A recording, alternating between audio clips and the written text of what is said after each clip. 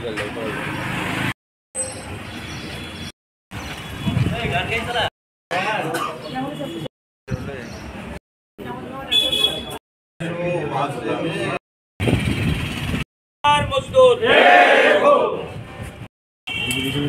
শ্রমিককে দ্বিতীয় আন্তর্জাতিক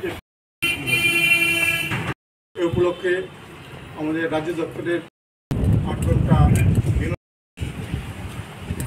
শ্রেণীর স্বার্থ রক্ষায় সিপিআইএম শ্রমিক শ্রেণীর রক্তে রাঙা লাল পতাকা লাল সালাম, শ্রমিক শ্রেণীর রক্তে রাঙা লাল পতাকা লাল সালাম, আন্তর্জাতিক মে দিবস জিন্দাবাদ, আন্তর্জাতিক শ্রমিক সংহতি দিবস জিন্দাবাদ, মে দিবসে আওয়াজ তরুণ পুঁজিবাদের বিরুদ্ধে আমাদের সংগ্রাম চলবে, আপ সোশ্যালিজম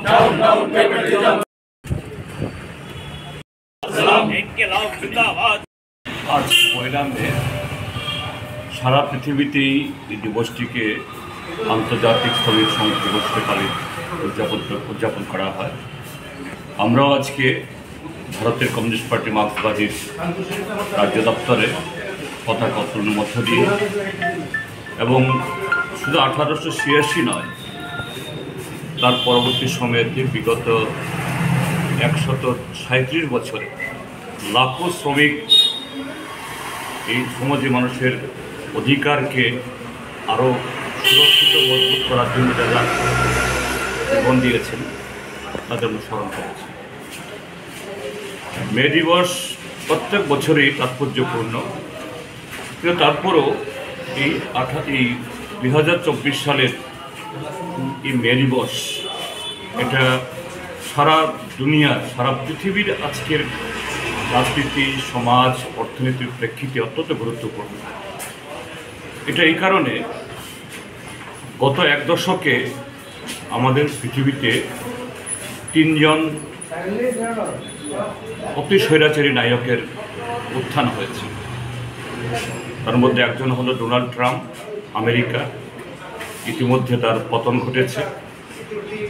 দ্বিতীয়জন হলো ব্রাজিলের জাইর বলসোনারো, তারও পতন হয়েছে, অর্থাৎ পরাজিত হয়েছে, ক্ষমতাচ্যুত হয়েছেন।